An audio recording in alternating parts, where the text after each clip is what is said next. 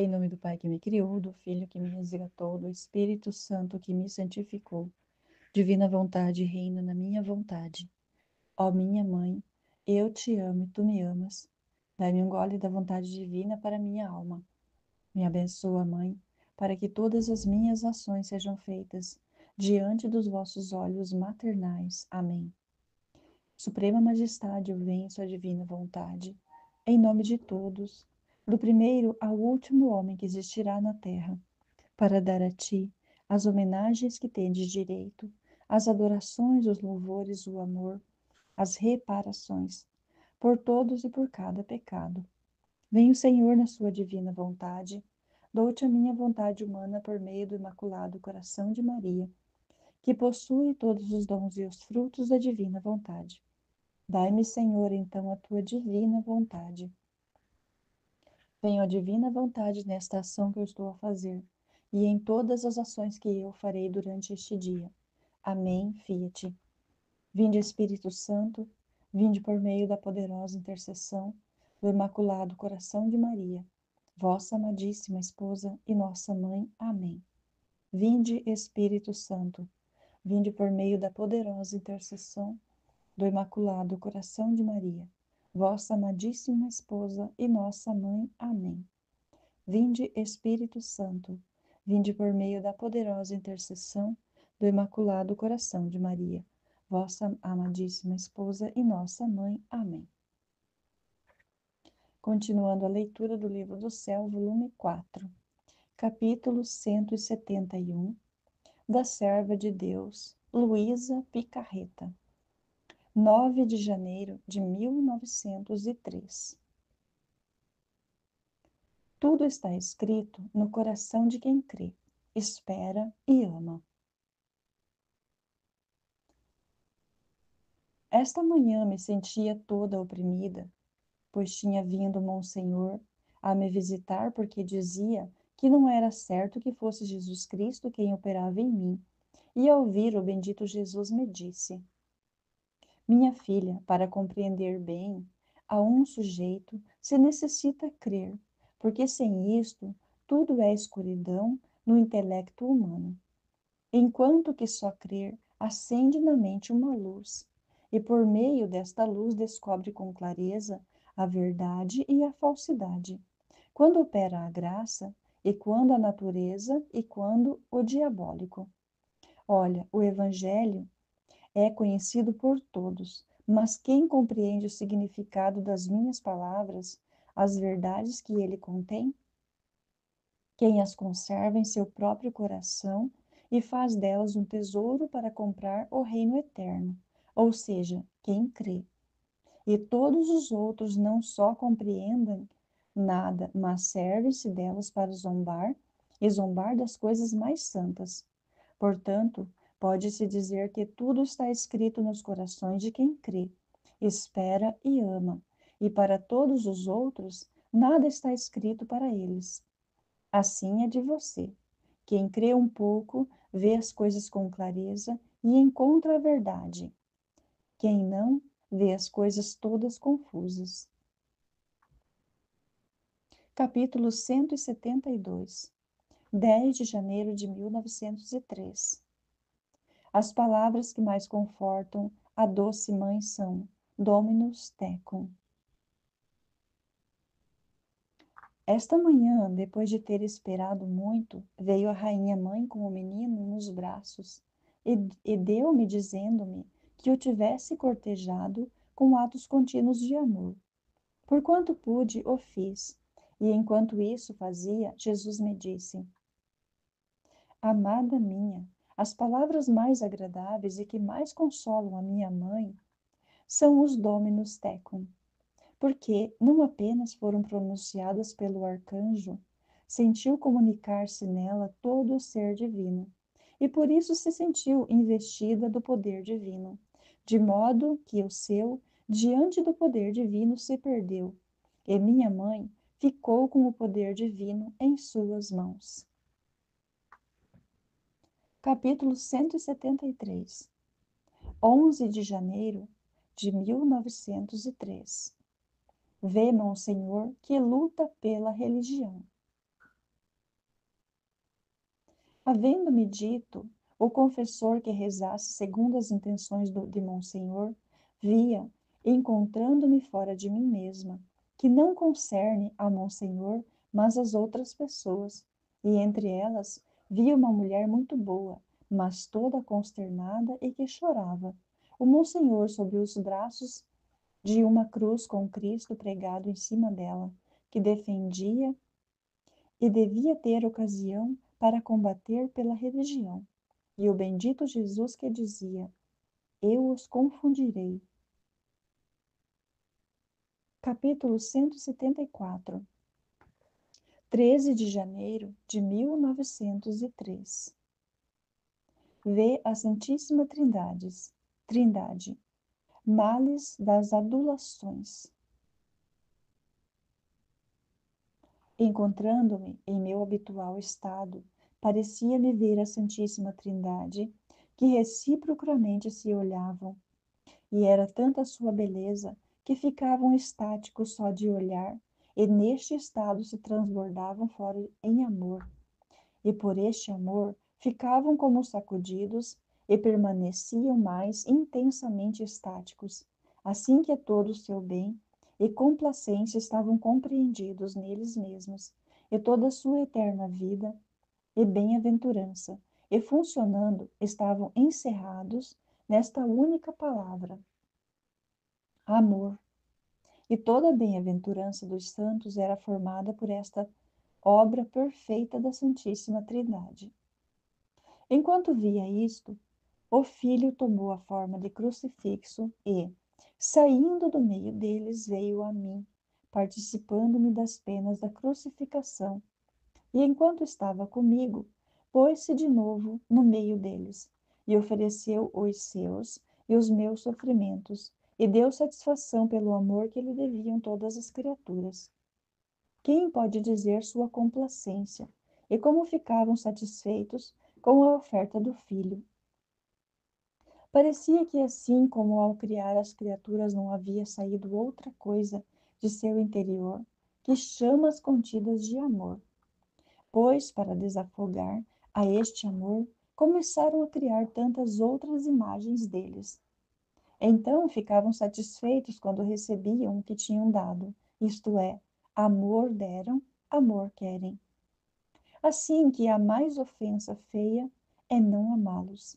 No entanto, ó Deus 3 vezes santo, quem é aquele que te ama? Depois disso desapareceram. Mas quem pode dizer o que compreendia? Minha mente se perdia e a língua não sabe articular palavra. Então, pouco depois, voltou o bendito Jesus com o rosto coberto de cusparadas e de lado e disse-me: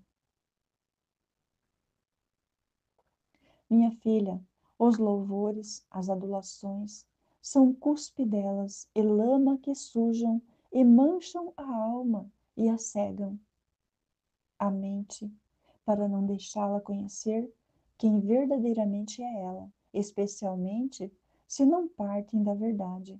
Porque se partem da verdade e a pessoa é digna de louvores, sabendo a verdade, me dará a glória. Mas se partem da verdade e a pessoa é digna de louvores, sabendo a verdade, me dará a glória. Mas se partem da falsidade, empurram a tal excesso a alma, que se confirma principalmente o mal. Capítulo 175. 31 de janeiro de 1903. Efeitos da coroa de espinhos de Jesus. Depois de ter esperado muito, vi o bendito Jesus em meu interior que tinha a coroa de espinhos, e eu me pus a contemplá-lo e a compadecê-lo. E ele me disse: Minha filha, que sofrer estes espinhos na minha cabeça, além de para expiar todos os pecados de pensamento, para unir a inteligência divina à humana, porque a inteligência divina estava como que dispersa nas mentes humanas. E meus espinhos a chamaram do céu e a enxertaram de novo. Não só isto, mas consegui, para quem devia manifestar as coisas divinas, ajuda, força, lucidez para fazê-la conhecer aos demais. Capítulo 176, 1º de fevereiro de 1903. A rainha-mãe a repreende. Abre-se uma igreja protestante em Corato. Encontrando-me em meu estado habitual, sentia-me toda aflita, especialmente porque meu confessor me havia dito que esta manhã se abria em Corato uma igreja protestante e que eu devia rogar ao Senhor que fizesse acontecer alguma coisa para confundi-los, à custa de qualquer sofrimento meu. E vendo que o Senhor não vinha, e portanto eu não sentia grandes sofrimentos, o único meio para obter essa espécie de graças, sentia uma aflição grandíssima. Depois de muito esperar, veio o bendito Jesus, e via o confessor que insistia muito e rogava para me fazer sofrer. Assim parece que me participaram as penas da cruz. E depois me disse: Minha filha, fiz-te sofrer obrigado pelo poder sacerdotal, e permitirei que aqueles que vão, em vez de ficarem convencidos do que os protestantes dizem, os tomem a ridículo. E além disso, como o castigo caiu sobre Corato, nos dias que te tive suspensa do estado de vítima, deve ter seu curso, e se você continuar sofrendo, disporei de modo tal aos corações, que a tempo oportuno me servirei de alguma ocasião para fazê-los ficar totalmente confundidos e destruídos. Depois veio a rainha-mãe, como se tivesse querido usar comigo um trato de justiça, me repreendeu áspero por algum pensamento e palavra, especialmente quando me vendo com pouquíssimos sofrimentos, digo que já não é vontade de Deus, e então quero sair deste estado. Quem pode dizer com que rigor me repreendeu? E disse-me que o Senhor permita que alguns dias te suspenda. Pode ser, mas que te disponhas tu, isto é intolerável diante de Deus, vindo tu quase a ditar leis de modo como te quer ter. Senti tanto a força do rigor que estava por desmaiar, tanto que o bendito Jesus, tendo compaixão de mim, me sustentou entre seus braços. Capítulo 177, 9 de fevereiro de 1903. Os bens da Igreja Católica e os males dos protestantes. Esta manhã, encontrando-me fora de mim mesma, via o confessor com outro sacerdote santo, o qual dizia: Tira todo o pensamento de que não é vontade de Deus tua situação. Depois falou sobre estes protestantes que dizem de Corato, e disse: pouco ou nada farão, porque os protestantes não têm o anzol da verdade para pescar os corações, como tem a Igreja Católica. Lhes falta o barco da verdadeira virtude para colocá-los a salvo. Estão desprovidos de velas, de remos, de âncora, que são os exemplos e ensinamentos de Jesus Cristo, e chegam a não ter nem um pão para tirar a fome, nem água para tirar a sede e lavar-se, como são os sacramentos. E o que é mais, falta-lhes até o mar da graça para poder ir pescar as almas. Então, faltando tudo isso, que progressos poderão fazer? E disse tantas outras coisas que eu não sei bem repetir. Depois veio meu amável Jesus e me disse: Minha filha, quem me ama fixa-se de frente ao centro divino, mas quem se resigna e faz em tudo a vontade divina, possui em si mesmo o centro da divindade. E como um relâmpago desapareceu. Pouco depois voltou, e eu lhe estava agradecendo pela criação e redenção, e por tantos outros benefícios. E ele acrescentou: Na criação formei o mundo material, e na redenção formei o mundo espiritual. Capítulo 178, 22 de fevereiro de 1903. O pecado é veneno e a dor é o antídoto. Encontrando-me em meu estado habitual, por pouco tempo vi meu amável Jesus e me disse: Minha filha, o pecado ofende a Deus e fere o homem. E como foi cometido pelo homem, e foi ofendido Deus, para receber uma plena satisfação, se necessitava um homem e um Deus que me satisfez. E os 30 anos de minha vida mortal deram satisfação pelas 3 idades do mundo, pelos 3 diferentes estados de lei, a natural, a escrita e a graça, e pelas 3 diversas idades de cada homem, adolescência, juventude e velhice. Eu por todos dei satisfação, mereci e impetrei a minha humanidade. Serve de escada para subir ao céu. Mas se o homem não sobe essa escada com os exercícios das próprias virtudes, em vão tenta subir e tornará inútil para si mesmo o meu agir. Então eu, ouvindo o nome do pecado, disse: Senhor, fala-me um pouco do porquê te agrada tanto quando uma alma se magoa de ter te ofendido. E ele: O pecado é um veneno que envenena toda a alma e a torna tão deformada que chega a fazer desaparecer nela minha imagem. E a dor destrói esse veneno e lhe restitui minha imagem. A verdadeira dor é um antídoto, e à medida que a dor destrói o veneno, faz um vazio na alma. E este vazio o enche minha graça. Esta é a causa de meu agrado, porque vejo ressuscitada por meio da dor a obra da minha redenção. Capítulo 179, 23 de fevereiro de 1903. Não querem pôr cabeça ao nosso Senhor. A igreja será sempre igreja. Encontrando-me fora de mim mesma, encontrei-me perto de um jardim que parecia ser a igreja, perto do qual estavam pessoas que maquinavam um atentado à igreja e ao Papa. E no meio deles estava Nosso Senhor crucificado, mas sem cabeça. Quem pode dizer a pena, o horror que dava ver seu santíssimo corpo naquele estado? E compreendia que os homens não querem a Jesus Cristo por sua cabeça, e como a Igreja o representa sobre esta terra. Por isso buscam destruir aquele que faz suas vezes. Depois me encontrei em outro lugar, no qual estavam outras pessoas que me perguntavam: O que diz você da Igreja? E eu, sentindo uma luz na mente, disse: A Igreja será sempre Igreja, no máximo poderá lavar-se em seu próprio sangue, mas esta lavagem a tornará mais bela e gloriosa. Eles, ao ouvirem isso, disseram: É falso, vamos chamar o nosso Deus e ver o que ele diz.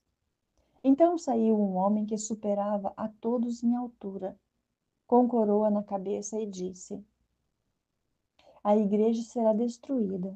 Não existirão funções públicas, ao mais alguma escondida, e a Virgem não será mais reconhecida. Quando eu ouvi isto, eu disse: E quem és tu que te atreves a dizer isto? Acaso não és tu aquela serpente condenada por Deus a rastejar pela terra?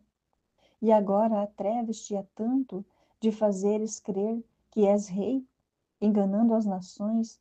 Ordeno-te que te faças conhecer pelo que és.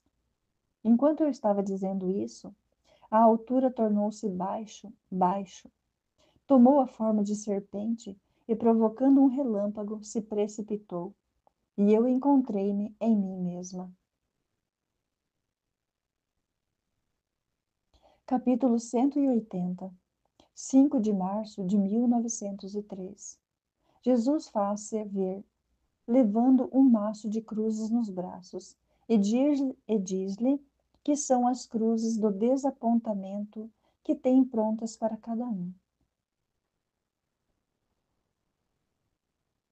Encontrando-me no meu estado habitual, encontrei-me junto com o bendito Jesus, que levava um maço de cruzes, de espinhos nos braços, todo cansado e afanado. E eu, vendo-o naquele estado, disse: Senhor, com que finalidade te esforçar tanto com este maço nos braços? E ele: Minha filha, estas são as cruzes de desapontamento que tenho sempre prontas para desenganar as criaturas. Agora, enquanto dizia isto, nos encontramos no meio das nações e o bendito Jesus não apenas via a um que se apegava às criaturas, tomava daquele maço a cruz da perseguição e a dava, e aquele, vendo-se perseguido, mal visto, ficava desiludido e compreendia o que eram as criaturas, e que só Deus merece ser amado. Se algum outro se apegava às criaturas, tomava daquele maço a cruz da pobreza e a dava. E aquele, vendo-se esfumadas as riquezas, empobrecido, compreendia que tudo era fumaça, aquilo embaixo, e que verdadeiras riquezas são as eternas, e, portanto, a tudo que é eterno apegava seu coração. Se outro se apegava à própria estima, ao saber, o bendito Jesus, com toda a doçura, tomava a cruz das calúnias e das confusões e lhe dava.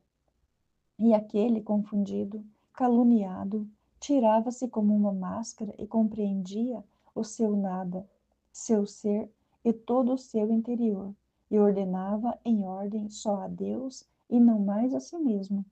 E assim por todas as outras cruzes.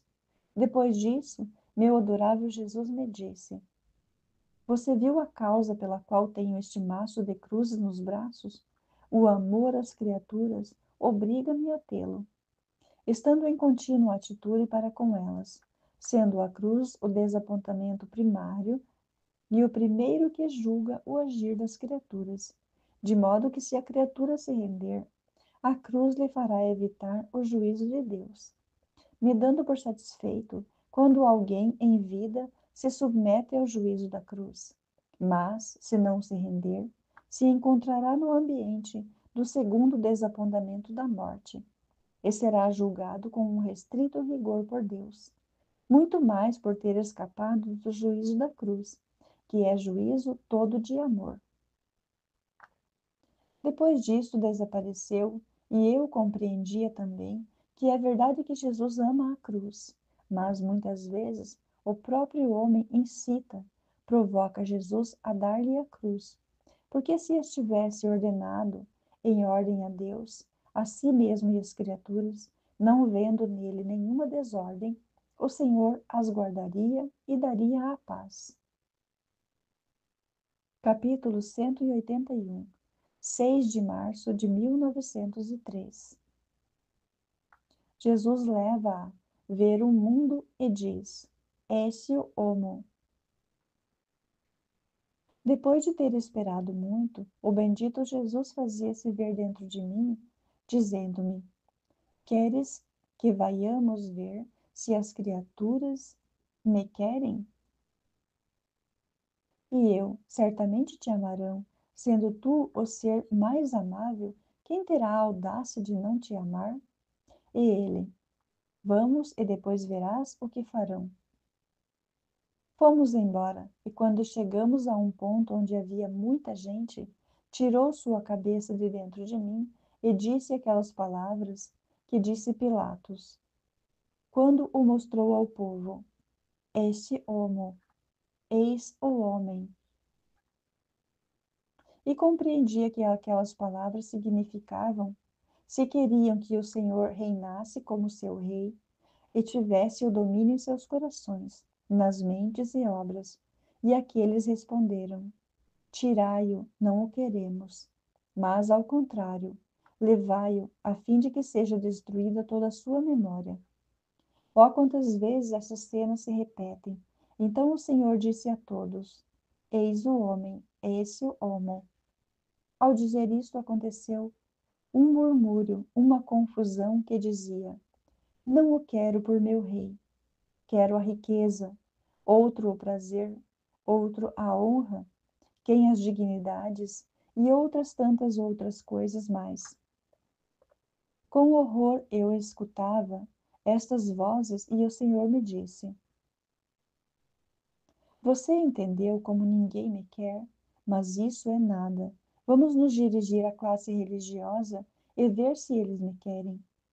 Então me encontrei no meio de sacerdotes, bispos religiosos consagrados, e Jesus com voz sonora repetiu: Eis o homem, esse o homo. E aqueles diziam: Queremos, mas queremos também nossa convivência. Outros: Nós o amamos, mas junto com o interesse. Outros responderam: Nós o amamos, mas unidos à estima, à honra. O que faz um religioso sem estima? Eles diziam: Nós o amamos, mas junto com alguma satisfação de criatura. Como podemos viver sozinhos e sem que ninguém nos satisfaça? E alguns chegavam a querer pelo menos a satisfação no sacramento da confissão. Mas só quase ninguém o queria, não faltando ninguém não faltando também que alguém não se ocupasse de fato de Jesus Cristo. Então todo aflito me disse: Minha filha, vamos nos retirar. Você viu como ninguém me quer? Ou, no máximo, me querem unido com alguma coisa que lhes agrada. Eu não me contento com isso, porque o verdadeiro reinar é quando reina sozinho. Enquanto dizia isto, encontrei-me em mim mesma.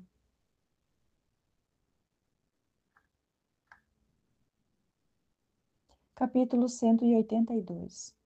9 de março de 1903. Jesus fala da humildade e da correspondência.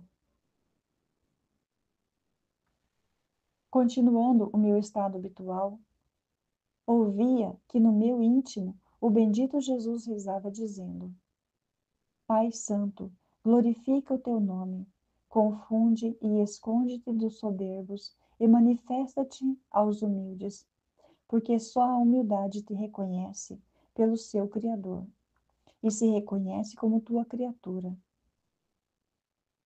Dito isto, não se deixou ouvir mais, embora eu compreendesse a força da humildade diante de Deus. Parecia-me que não tem nenhuma dúvida em confiar-lhe os mais preciosos tesouros, mas sim tudo está aberto para os humildes. Nada está fechado à chave, todo o contrário para os soberbos. Mas parece que lhes põe um laço nos pés para confundir a cada passo. Pouco depois fez-se ver outra vez e me disse: Minha filha, se um corpo está vivo, se conhece pelo calor interno contínuo, porque se pode dar que, mediante algum calor externo, se possa aquecer, mas não vindo da verdadeira vida, logo volta a esfriar-se. Assim a alma, pode-se dizer, pode-se conhecer se está viva a graça, se sua vida interna está viva no obrar, em amar-me, se sente a força de minha mesma vida na sua, se em troca é por qualquer causa aparente que se aquece, faz algum bem e depois se esfria, regressa aos vícios, comete as habituais fraquezas, há uma grande certeza de que está morta a graça. O bem está nos últimos extremos da vida. Assim se pode dizer, se verdadeiramente sou eu quem vou à alma, se sente minha graça em seu interior e todo o seu bem se funda em seu interior. Se em troca tudo é externo e nada adverte em seu interior de bem, pode ser obra do demônio. Enquanto isso dizia, desapareceu, mas pouco depois voltou e acrescentou: Minha filha, que terrível pode ser para as almas que foram muito fecundadas pela minha graça e não retribuíram. A nação hebraica, a mais predileta, a mais fecundada, não obstante a mais estéril, e toda a minha pessoa não produziu aquele fruto que Paulo produziu nas outras nações, menos fecundadas, mas mais correspondentes, porque não correspondência à graça cega a alma, e a faz errar e a dispõe à obstinação, mesmo diante de qualquer milagre. Capítulo 183. 12 de março de 1903. Lamentos. Jesus fala da sua vida e da Eucaristia. Encontrando-me em meu estado habitual, via-me sozinha e abandonada. Então, depois de ter esperado muito, se fez ver em meu interior e eu lhe disse: Doce vida minha, como me deixaste sozinha? Quando tu me puseste neste estado, tudo foi união. E tudo o que combinamos juntos, e com doce força me atraíste toda a ti. Oh, como se mudou a cena!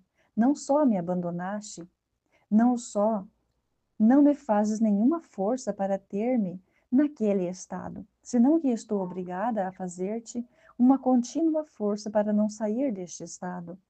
E este forçar-te é para mim um contínuo morrer. E ele me disse: Minha filha, o mesmo aconteceu quando o consistório da Sacrossanta Trindade aceitei e me ofereci vítima pelo homem. Tudo foi união entre as três divinas pessoas e tudo foi planejado juntos. Mas quando me pus à obra, chegou um momento, especialmente quando tudo foi planejado juntos, especialmente quando me encontrei no ambiente das penas, dos opróbrios, carregado de todas as maldades das criaturas, que fiquei só e abandonado por todos, até por meu amado Pai. E não só isto, senão que assim, carregado de todas as penas como estava, devia forçar o Onipotente a aceitar e que me fizesse continuar meu sacrifício pela salvação de todo o gênero humano, presente, passado e futuro. E isso eu consegui. O sacrifício ainda dura, o esforço é contínuo, embora esforço todo de amor. E você quer saber onde e como? No sacramento da Eucaristia. Nele o sacrifício é contínuo, perpétuo. É a força que faço ao Pai para que se use a misericórdia com as criaturas e com as almas para obter o seu amor. E encontrando-me em contínuo contraste de morrer continuamente, embora todas as mortes de amor. Então não estás contente por eu te fazer participar dos períodos da minha própria vida? Capítulo 184. Jesus diz que quem faz o seu querer escolhe o melhor. Esta manhã, tendo me perguntado o confessor se sentia o desejo de sofrer, eu lhe respondi sim, mas me sentia mais tranquila, gozava mais paz e contente quando não queria outra coisa senão o que quer Deus. Por isso queria deter-me. Depois, havendo vindo, o bendito Jesus me disse: Minha filha, tu escolheste o melhor, porque quem está sempre em minha vida me ata em todo modo de fazer sair de mim uma contínua virtude para tê-la em contínua atitude para comigo, tanto que ela forma o meu alimento e eu o dela. Ao contrário, ainda que a alma fizesse coisas grandes, santas e boas, como não é virtude que tenha saído de mim, não poderá ser para mim alimento saboroso, porque não as reconheço como obras de minha vontade. Terminando o capítulo, terminando o volume 4, né, graças a Deus, Deus seja louvado e glorificado. Iniciaremos em um próximo áudio o livro 5, né? Amém, Fiat. Jesus, eu confio em vós.